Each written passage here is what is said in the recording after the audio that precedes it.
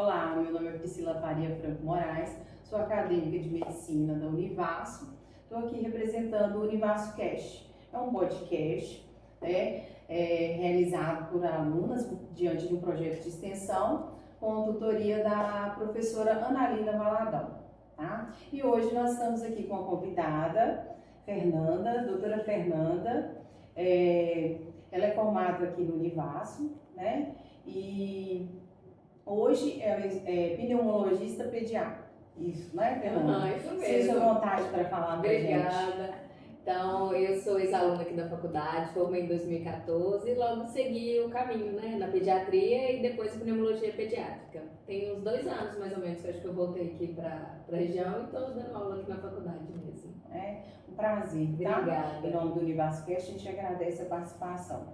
E com o objetivo da gente abordar as doenças respiratórias mais comuns na infância. Né? Sim. O que Já você fala assim? prevalente agora, né, nesse Estamos no período. período, né? Por quê? Por que será que quando esfria e todo mundo está assim, se 50% da população não está resfriada, a outra 50% está com rinite. É bem isso. Então, esse período em específico, né, o outono e já agora nós estamos no inverno, o que acontece? Com as baixas temperaturas, a gente tende a ficar em locais mais fechados, querendo ficar mais agasalhados. Então, há um aumento na circulação desses vírus respiratórios, né? Então, a gente já sabe, determinados meses acontece maior incidência de determinado vírus, outros não. Então, esse período em especial, né, e a gente tem também, com a diminuição das temperaturas, o ar ele fica mais preso, né, próximo à atmosfera, então ele não dispersa com tanta facilidade. Então, isso propicia mesmo essa circulação maior desses vírus. Então, assim, em especial nas crianças, o que acontece? Elas ficam todas, né, aglomeradas em ambientes fechados.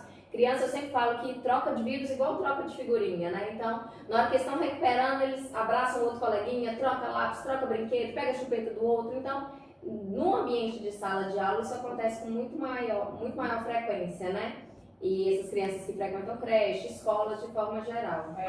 Isso eu acho que é o primeiro ano que a criança Sim. segue na escola, né? Sim, aí a mãe sempre está falando, não, meu filho 3 vezes no mês está resfriado, né? Aquilo não melhora, né? E é bem isso, assim, sabe? Na hora que eles estão recuperando de um resfriado, eles vão lá e pegam outro. Então, na faixa etária de pré-escolar, até os 6, 7 anos de idade, o que acontece? A gente tem uma média de 8 a 12 infecções respiratórias no ano. Então, aquela criança azarenta, 12 infecções respiratórias no ano, quase uma por mês. Né? E se a gente sabe que cada infecção respiratória dura aí 10, 14 dias, dá a sensação que a criança sempre está doente. Então, na hora que ela está começando a recuperar, ela vai lá e pega outra coisa. Mas, na verdade, é porque ela está tendo contato com os vírus diferentes, sabe? E aí, você até me lembrou, Priscila, essa questão do primeiro ano na escola.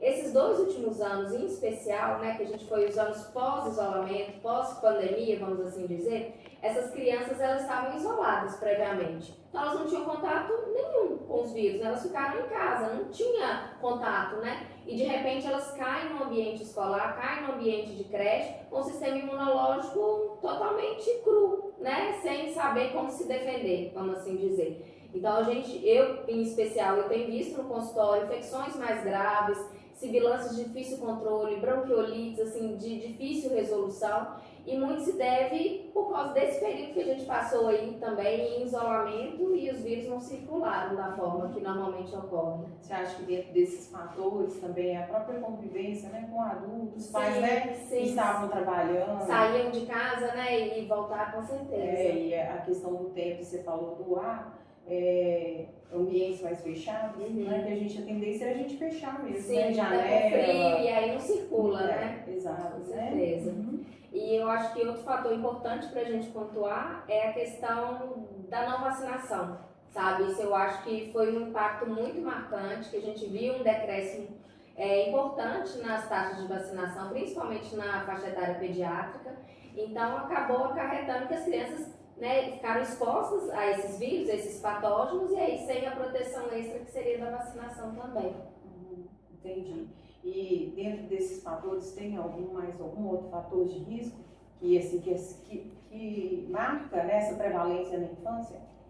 Eu acredito que é o sistema imunológico deles, imaturo, né? Então, assim, a gente adulto não gripa tanto igual criança, né? Não se resfria tanto, não adoece tanto, porque a gente já foi treinado durante a nossa infância A gente já pegou quantas vezes, né, na infância a gente já pegou gripe, diarreia, né, todos os tipos de resfriados, e agora o nosso sistema imunológico ele entende. Quando eu sou exposta a determinado vírus, determinado patógeno, meu organismo fala assim, opa, esse aqui eu já conheço, então ele está mais apto a se defender. Então a criança não tem, né, então ela está aprendendo a se defender agora, o sistema imunológico dela está entendendo como que se defende, então por isso que eles adoecem mais. E o que você tem percebido nessa prevalência dessas doenças respiratórias? Quais que são as mais comuns?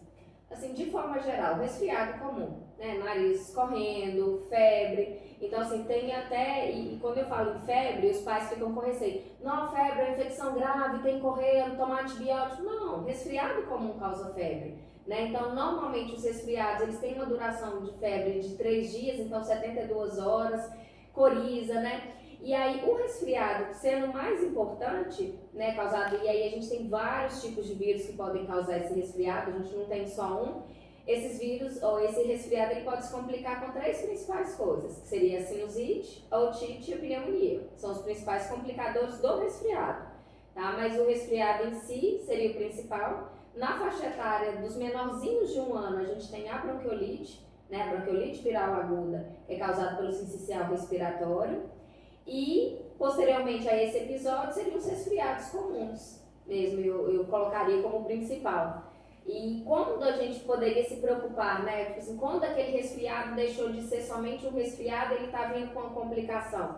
Eu falaria, por exemplo, uma febre que está passando mais de 72 horas, ou uma criança que está lá evoluindo com o processo de melhora, 5, 7 dias, você fala assim, não, agora vai melhorar, e de repente ela volta a fazer febre, ou então aquela descarga nasal, aquela secreção que estava quase melhorando, ela volta a ficar purulenta, volta a ficar esverdeada. Eu falo, opa, pode ser que isso aqui está complicando. Não necessariamente significa que eu vou tomar antibiótico, mas está fugindo do normal. Isso são considerados sinais de alerta. Sinais de alerta. Que os pais devem se preocupar. Então, se a gente puder pontuar, né, o que seriam os sinais de alerta? Em que casos eu procurar o pronto atendimento? Que está lotado, né, que a gente fala assim, não, será que eu preciso realmente ir ao pronto atendimento? Eu falaria o esforço respiratório importante, né? Então, em crianças a gente vê um balanço, né, abdominal, a criança respira mais rápido, né? Você vai ver a barriguinha subindo e descendo com uma frequência aumentada. Um esforço respiratório, então a musculatura da costela, né, de região do grádio costal, ela vai se afundando.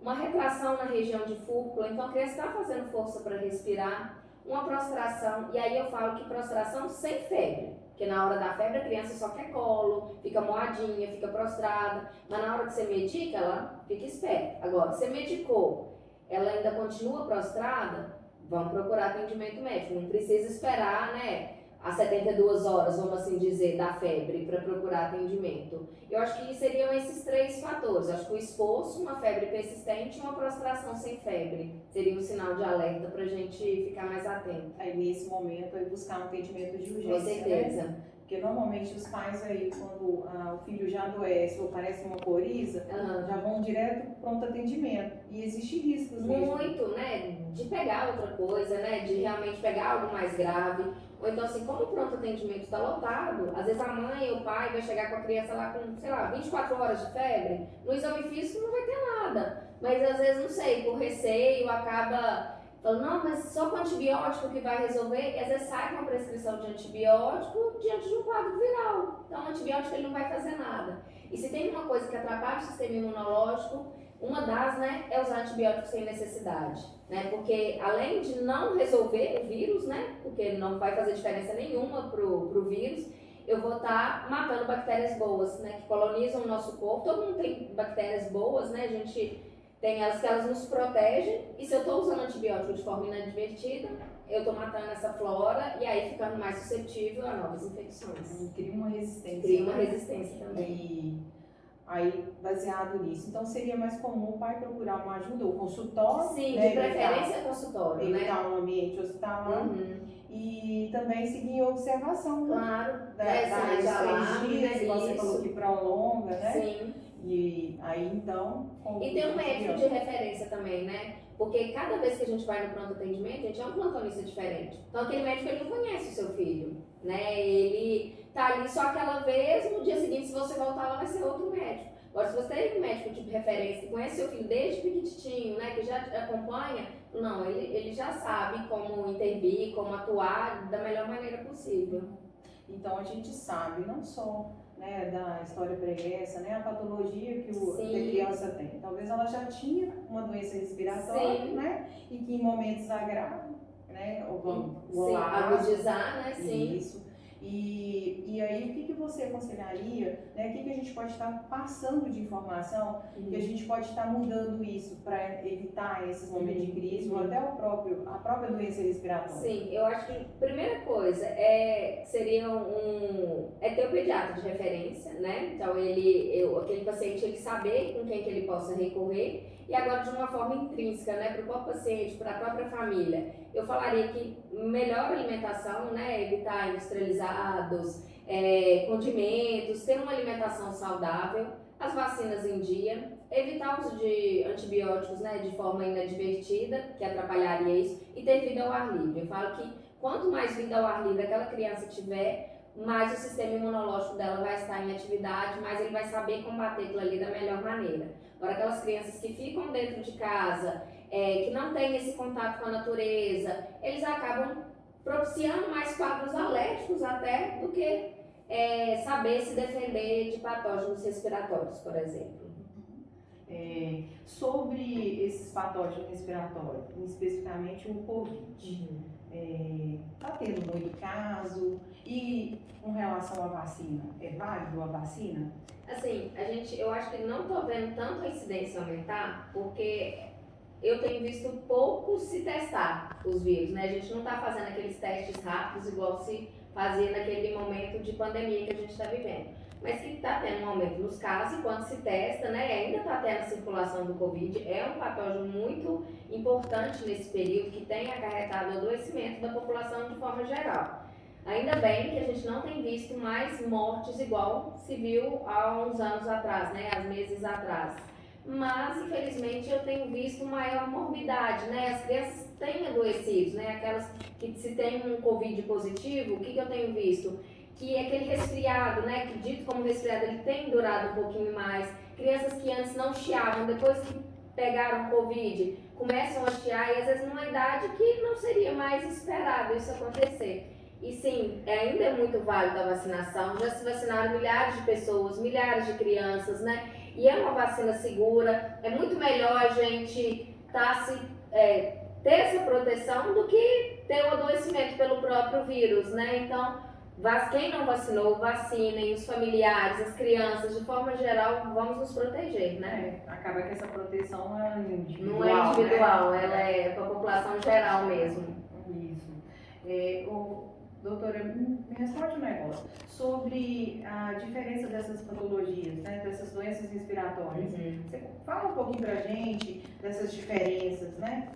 Então, a gente vamos começar então para os menorzinhos, seria a bronquiolite, né? Que é um resfriado mais forte que faz a criança chiar pela primeira vez. Grosseiramente falando, seria isso. Então, aquela criança que começa com um resfriado, uma coriza, uma tossinha, que evolui com um esforço respiratório importante, com uma chieira, né? Como a gente fala de forma mais leiga, né? Que seria uma sibilância quando a gente ausculta aquele pulmão e um esforço respiratório importante. Então, a bronquiolite viral aguda é um episódio agudo, né? Ele teve uma bronquiolite, pronto, eu consegui me curar, sarei, vida que segue. Então, isso é como se fosse uma amidalite, uma otite. Tive bronquiolite, pronto, acabou. E qual que é a faixa etária mais característica? Menor de 1 aninho, né? Então são os menores e com um agravo maior se essa criança ela é prematura, se ela é cardiopata, se ela tem alguma doença pulmonar crônica. Então a gravidade maior nessa faixa etária desses pacientes específicos. Mas a gente sabe, né, que dependendo de qual vírus acomete essa criança nesse primeiro episódio de sibilância, que seria a bronquiolite, eu tenho uma possibilidade maior ou menor de ter uma sibilância, né, uma chieira, de forma mais recorrente durante a primeira infância, por exemplo. A gente sabe que na bronquiolite o principal agente causal é o vírus sincicial respiratório, mas a gente tem vários outros, né? Eu posso ter, por exemplo, adenovírus, o coronavírus, adenovírus, e aí dependendo de qual subtipo eu posso ter isso de forma recorrente. Mas saibam que a bronquiolite em si é um episódio agudo e pronto. Então isso aí a gente tem no primeiro ano de vida. Ah, não, aquela criança entrou na escola, toda vez que ela está tendo um resfriado, ela está chiando o pulmão, por exemplo, ela começa o nariz começa a escorrer, já evolui para um cansaço, uma chieira no pulmão. Eu estou tendo isso a cada 2 meses, por exemplo, a nossa conversa já passa a ficar diferente, né? Eu não posso só tratar aquele episódio agudo. Essa criança está usando, por exemplo, broncodilatadores de forma frequente, está usando corticoide sistêmico de forma recorrente, então eu preciso prevenir de alguma forma, né? Então aí cada caso vai ter seu tratamento específico, né? Então aí a gente teria bronquiolite, os resfriados comuns que a gente acabou falando no início, a própria pneumonia, né? Que eu poderia ver que ela pode ser tanto viral quanto bacteriana, né? Na pneumonia bacteriana a gente tem uma febre como um dos principais sintomas e aumento da frequência respiratória. Normalmente, a pneumonia bacteriana ela é muito pouco catarral, né? Ela tem muito pouco secreção, ela é aquela criança mais prostrada e com uma frequência respiratória aumentada, né? E a mãe vai ver que aquela criança está mais moada, que está tendo às vezes um esforço respiratório, então a gente tem a pneumonia, né? E eu falaria, acho que não de doenças infecciosas, mas de doenças de base que a gente fala, que não são infecciosas, mas que são crônicas, por exemplo, a rinite, aquela criança que está frequentemente com o nariz escorrendo, que tem um prurido nasal, né, muito frequente, acorda de manhã com uma salva de espirros. Então a gente tem que pensar nesses diagnósticos diferenciais, que isso pode estar sendo uma porta de entrada, um facilitador de ter infecções recorrentes, por exemplo. Né? E lembrar que a rinite anda muito junto com outras doenças respiratórias, né? Outras doenças crônicas como a asma, né? Então rinite e asma andam muito juntos. E eu acho que eu acrescentaria uma terceira doença, que não é respiratória, mas que são aquelas crianças que têm dermatite atópica, têm uma pele mais seca, que são pacientes alérgicos de forma geral. Então esse trio aí, eles andam muito juntos e a gente tem que estar sempre atento a esse tipo de paciente.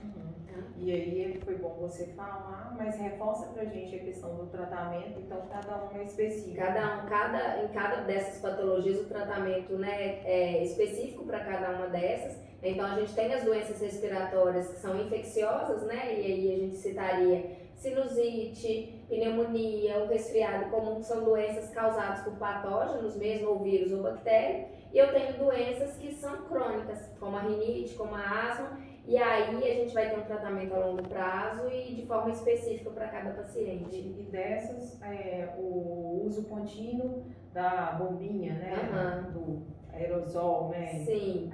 E aí, por exemplo, pensando na asma, se eu tô vendo que aquele paciente meu tá usando a bombinha, que seria um broncodilatador, né, e aqui no Brasil a gente vê mais frequentemente o salbutamol, né? Se eu tô vendo que aquele meu paciente ele tá usando o salbutamol de forma muito frequente, significa que alguma coisa está errada, que eu preciso agora é prevenir o meu uso, né, dessa bombinha. Não quer dizer que o salbutamol seja ruim, mas se eu estou tendo que lançar mão dele com muita frequência, significa que eu tenho que prevenir de alguma forma. E aí eu entraria com a medicação de forma aerosol também, que seria outra bombinha, mas aí de uso diário para prevenir as crises, prevenir as recaídas. Doutora Fernanda, em nome do Univascast, a gente agradece a participação, né, e a presença. Para nós foi uma inovação, né, no formato de vídeo.